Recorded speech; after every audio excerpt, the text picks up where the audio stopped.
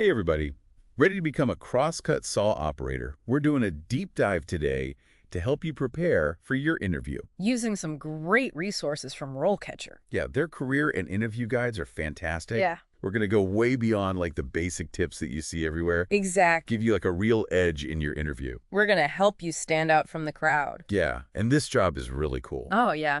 It's a blend of like physical skill and precision, and working with nature. Yeah. So, I mean, what does a crosscut saw operator actually do? You're out there in the forest.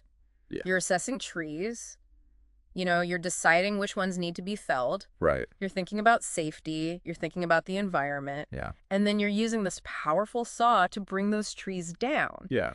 It's a pretty amazing job. And then you cut them up. And then you cut them up, exactly. So let's just jump right into it. All right, let's do it. Can you tell us about your experience operating a crosscut saw? That's one of the first questions that they're probably going to ask you. Absolutely. And I think, the key here is honesty. Yeah. You don't want to exaggerate your experience. Right. But you also want to showcase what you do have. Yeah. So even if you haven't, operated a giant crosscut saw professionally, think about, have you used other types of saws? Right. Have you done any woodworking projects? Yeah. Have you built a deck? Exactly. Have you built a deck? Yeah. And really connect it back to those core abilities that the career guide talks about, like operation and control, mechanical knowledge. Right. Those are the things they're looking for. Yeah. And be specific. Like you said, you built a deck. Yeah. What kind of wood did you use? Right. What were some of the challenges that you ran into? Exactly. What size saw were you using? Those details make you stand out. They show that you really understand what's involved. Yeah. I think people are afraid to get too granular, but that's what they're looking for. That's what they want to hear. Yeah. And you know what else can really help you with this is RoleCatcher's AI. Oh, yeah. How so? They have this resume builder that actually uses AI to analyze the job description. Wow. And tailor your resume to highlight those relevant skills. So it's kind of doing that work for you. It is. It's like having a personal resume writer who knows exactly what the employer is looking for. That's fantastic. Okay, so we've talked about, showcasing your experience, but now let's get to safety. Right. Safety is huge. Huge. And they're going to ask you about it. Absolutely. Yeah. Can you explain the safety measures you take when operating a crosscut saw? This is where you really want to impress them, with your knowledge. So go beyond just listing the gear. Right. Right. The career guide actually has some great FAQs on this. Okay. Talk about inspecting the saw for wear and tear. Being aware of your surroundings, falling branches, uneven terrain, and why those things matter. Like, don't just say, I wear gloves. Exactly. Explain, why you chose those particular gloves. Yeah, what kind of gloves do you use? Yeah. Why do you use those gloves? Yeah. Maybe you're using heavy-duty gloves for a specific reason. Yeah, because they have good grip or whatever. Exactly. Or they're, more resistant to cuts. Right. That level of detail shows that you're not just reciting rules. Yeah. You're actually applying them thoughtfully. Right. And be prepared for follow-up questions. Oh, like what? They might ask, what would you do if you encountered a situation where a safety protocol couldn't be followed strictly? Oh, that's a good one. Right. This is a chance to show your problem-solving skills and your commitment to safety, even in challenging circumstances. Right. Okay, so now let's talk about accuracy. Right. This is where they're going to ask you something like, how do you ensure the accuracy of your cuts when operating a crosscut saw? Yeah. This is about your craftsmanship. This is where you show that you can make those precise cuts. Right. So the guide talks about techniques like using fences or guides, measuring, carefully making slow, controlled cuts. But it's also about explaining why those techniques matter. Right. Talk about how a slightly off cut can impact the structural integrity of a beam. Right, or create waste. Exactly, create waste. Yeah. So you want to show that you understand the bigger picture. Yeah, this is also a good place to talk about, different types of wood. Yes, absolutely. Like how you would cut hardwoods versus softwoods, or the grain direction. Right, all of those factors play a role. Yeah, the moisture content. Yeah, and that shows that you're not just a saw operator. You're a craftsperson. Right. You understand the materials you're working with. Yeah, and this might even be a good place to weave in some industry knowledge. Oh, for sure. I know that automation is increasing, but there's still a huge demand for skilled operators who can handle these intricate cuts that machines can't replicate. That's a great point. Yeah. That shows you're aware of the industry trends. Yeah. And confident in the value of your skills. Right. And the career guide actually mentions that the job outlook for crosscut saw operators is pretty stable. It is, yeah. But demand can vary by region. That's true. So that's something that you should look into beforehand. Absolutely. So you can be prepared to talk about like what the opportunities are in your area. Right, because showing that you've done your homework about the local market, that really impresses employers. Yeah. Okay, so shifting gears a little bit. Okay. They might ask you a question that seems kind of simple. Right. How do you maintain a crosscut saw? Don't underestimate this one. Yeah. This is where you show your work ethic. Right. And your respect for your tools. Uh-huh. So the guide details all those maintenance steps, like cleaning, checking for wear, replacing parts. Yeah. But go beyond just listing them. Explain why they're important. Give an example. Okay, so for example, talk about how regularly cleaning the saw not only ensures smooth operation, but it also prevents sap buildup, right, which can affect accuracy and even damage the blade over time. Yeah. So that shows that you understand that cause and effect between maintenance and performance. And don't be afraid to get a little technical here. Oh, yeah. Mention the parts. Yeah. You know, the drive cut, the chain tensioning mechanism. Yeah. Show them that you know the names of these things and how they work. Right. You know, and you can even connect it back to safety. You know, explain how a well-maintained saw is less likely to malfunction. Right. Which reduces the risk of injury. And that ties it back to one of the core values. Exactly. Okay, my favorite question. Right. This is where you get to tell a story. I love the story questions. Me too. Can you tell us about a time when you had to troubleshoot a problem with a crosscut saw? This is your time to shine. Yes. This is where you show them your problem-solving skills, your mechanical knowledge. So think about a time when you faced a challenge. Right. Maybe the blade was malfunctioning. Maybe a mechanism was stuck. Maybe you had to make a really difficult cut. Right. And you had to get creative. Yeah, walk them through your thought process. Yeah. How did you diagnose the problem? What steps did you take? What was the outcome? And what did you learn? What did you learn from that experience? And, you know, don't be afraid to talk about what you learned, even if you screwed up. Exactly. Like, even if you were like, oh, I thought it was this, but then it turned out to be this. Right. You had to adjust your approach. Yeah. That shows that you're willing to learn and adapt. And that's so important in any job. Absolutely. And you know, it's really cool. RoleCatcher's AI can actually help you craft these answers. Oh, yeah. Before you even get to the interview. Before you even get to the interview. They have this AI-powered feedback tool that analyzes your responses, suggests improvements for clarity, conciseness, impact. It's like having an interview coach right there in your pocket. Wow. So you're going into that interview with not just great stories, but you have confidence that you're telling them well. Exactly. Welcome back to our Crosscut Saw Operator deep dive. So in part 1, we talked about acing those interview questions. Yeah, how to really stand out and showcase your knowledge. Exactly. But now I want to shift gears a little bit. Okay. And talk about the career path itself. Okay, cool. So using RoleCatcher's career guide as our guide, we're going to kind of map out what it actually looks like to start as a crosscut saw operator and then, you know, progress through your career. Right, because it's one thing to get the job. Right. But it's another thing to see yourself actually, you know, growing in that role. Yep. Exactly. Yeah. Where can you go from there? Right. What are the possibilities? Yeah. What are those different stages? So the guide breaks it down into 4 main stages. Okay. You've got your entry level, your junior, your intermediate, and then your senior crosscut saw operator. Okay, cool. So you're not just stuck in one spot. No. There's room for growth. Absolutely. Yeah. Yeah. Each stage has its own set of responsibilities, its own challenges, and of course, rewards. All right. So let's start at the beginning. Right. Entry level. What can someone expect if they're just starting out in this field? So I think of this as your apprenticeship. Okay. You know, you're really soaking up knowledge. You're honing your skills under the guidance of those more experienced operators. Right. So you're going to be assisting with tasks like felling and bucking trees. Could you remind us what those are? Oh, of course, yeah. Felling is the actual cutting down of the tree. Right. Bucking is cutting that fallen tree into those manageable logs. So you're going to be learning those core tasks, but you're also really going to be focusing on safety. Okay. You know, learning all those safe operating procedures from handling the saw to recognizing potential hazards. Okay.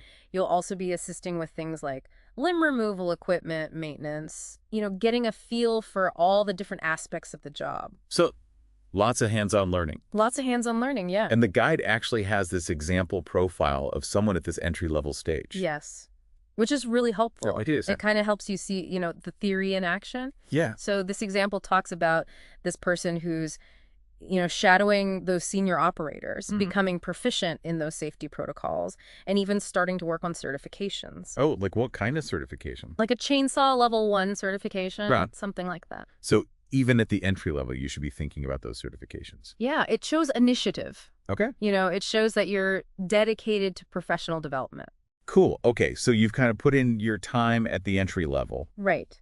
You're moving up to junior crosscut saw operator. Yes. What changes at that point? So you start to see a shift in responsibilities. Okay.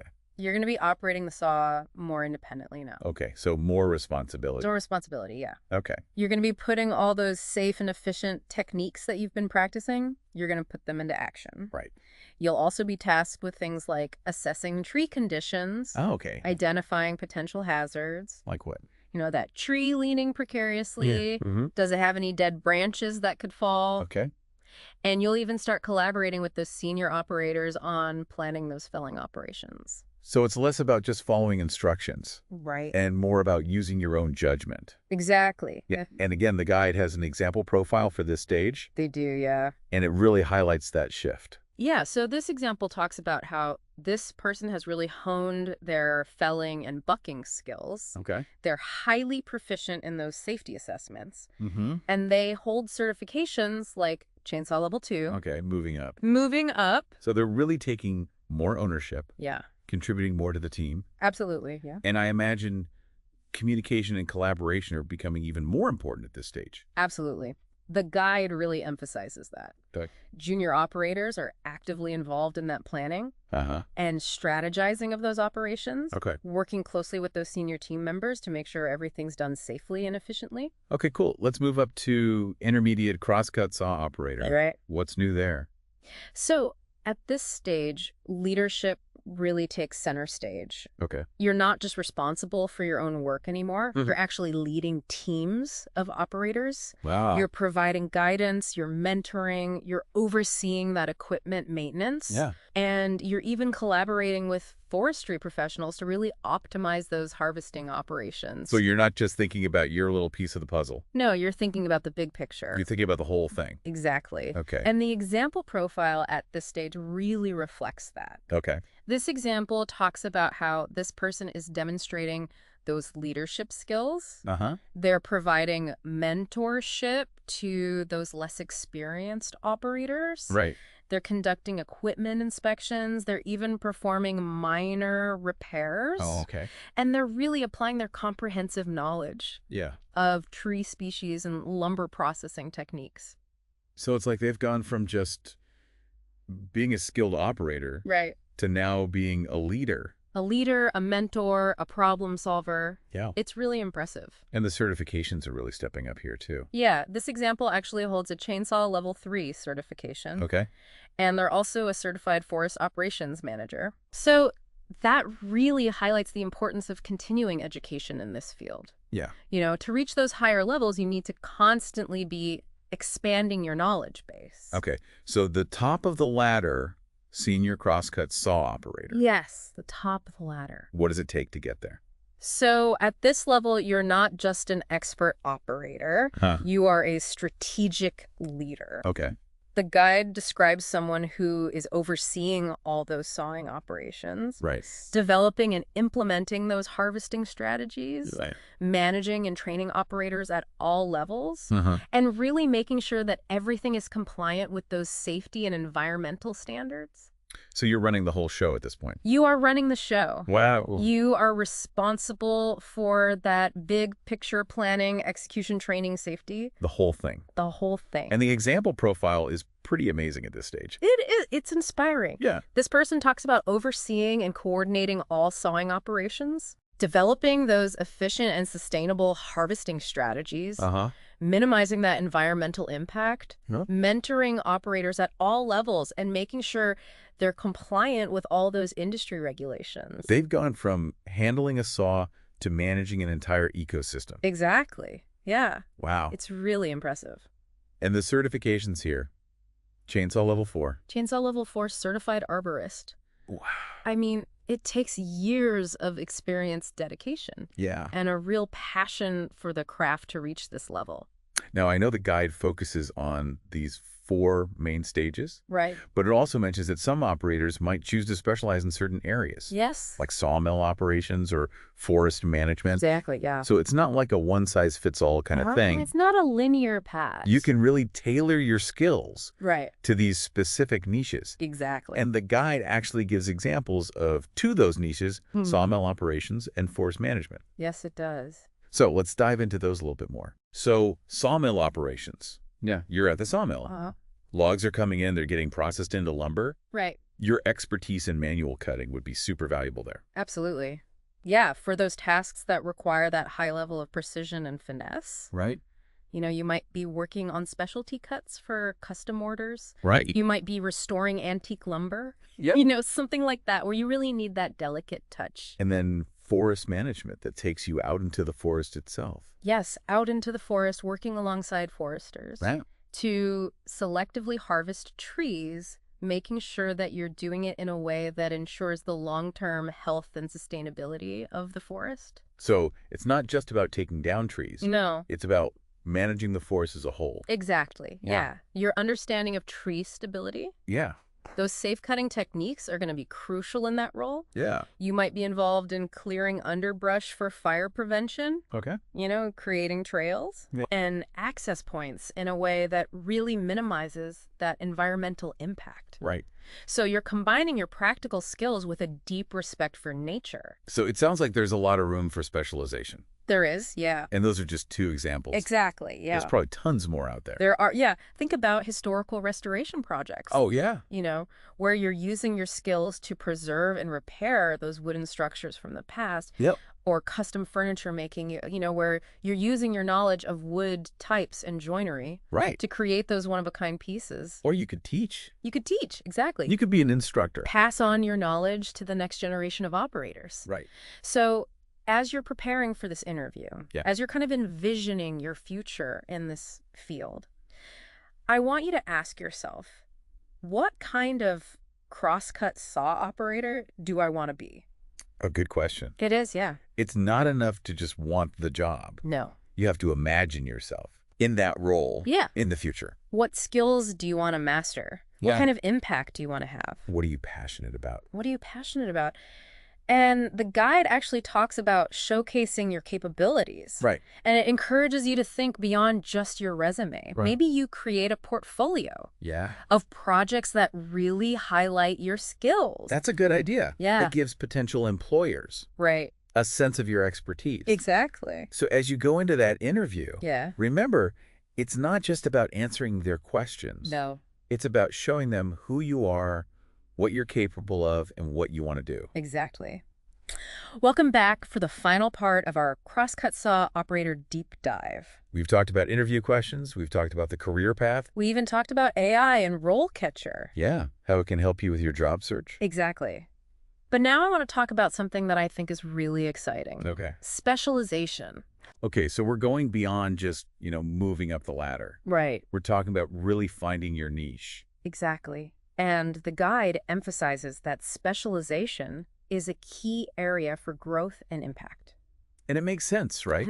Like, as you gain experience, you might find that you're really drawn to a specific aspect of the work. Absolutely. You know, you might discover a passion for something that you didn't even know existed before. Right. Or maybe you just really excel at a particular task. Exactly. And you want to focus your energy on that. Okay, so the guide mentions 2 main areas of specialization. Right. Sawmill operations and forest management. Exactly. So let's kind of visualize those a little bit. Okay. Sawmill operations. Yeah, you're at the sawmill. Yeah, logs are coming in, they're getting processed into lumber. Right. Your expertise in manual cutting would be so valuable there. Oh, absolutely. Especially for those tasks that require that high level of precision. Right. You know, those specialty cuts, those custom orders, maybe even restoring antique lumber. Yeah, that requires a really delicate touch. Exactly. So your skills with a crosscut saw would really set you apart in that environment. They would. And then you have forest management. Which takes you out into the forest. Out into the forest, exactly. Working with nature. Yeah, imagine working alongside foresters. Yeah. Selectively harvesting trees. Right. Making sure that you're doing it in a way that ensures the long-term health and sustainability of that forest. Yeah. So it's not just about taking down trees. Right. It's about managing that entire ecosystem. So you need a deep understanding of, like, tree stability. Yes, absolutely. Safe cutting techniques. All of that. Yeah. And, you might be involved in clearing underbrush for fire prevention. Okay. Creating trails and access points, in a way that minimizes environmental impact. So you're really combining those practical skills with a respect for nature. Exactly. Now, those are just 2 examples. Right. There are probably so many more out there. Oh, I'm sure there are. Think about historical restoration projects. Oh, yeah? Using your skills to preserve and repair those beautiful old wooden structures. Yeah. Or custom furniture making, Uh-huh. Where you're using your knowledge of wood types and joinery. Right. To create those one-of-a-kind pieces. Yeah. Or you could even teach. You could teach, exactly. You could become an instructor, passing on your knowledge to the next generation of operators. Absolutely. And I think that brings me to my final thought for today. Yeah. As you're preparing for this interview, as you're envisioning your future in this field, ask yourself, what kind of crosscut saw operator do you want to be? It's a good question. It is, yeah. It's not just about getting the job. No. It's about thinking about the bigger picture. Right. What skills do you want to master? What impact do you want to have? What are you passionate about? Exactly. The guide talks about showcasing your capabilities. Mm-hmm. So think beyond the resume. Okay. Maybe you create a portfolio of projects. Right. That highlight your skills and passions. So you're giving potential employers a really tangible sense of who you are. Exactly. So when you go into that interview, remember, it's not just about answering those questions. Yeah. It's about showing them who you are, what you're capable of, and what you want to achieve. That's a great point. It is. So I think we've covered a lot of ground in this deep dive. We have. We talked about those specific interview tips. Yeah. We talked about the career path. We even talked about specialization. Yeah, and all the different possibilities out there. Exactly. And, of course, how RoleCatcher can help you along the way. Yes. Don't forget about RoleCatcher. Yeah, their tools are amazing. Yeah. So I hope our listeners feel empowered and excited enough so to embark on this journey. It's a rewarding career. Yeah. It is. It requires dedication, hard work. But it also offers, the satisfaction of mastering a craft. Working with your hands. Yeah. Connecting with nature. It's a pretty special job. So go out there, be confident, be knowledgeable, and show them what you're made of. Until next time, keep learning, keep exploring, and keep diving deep.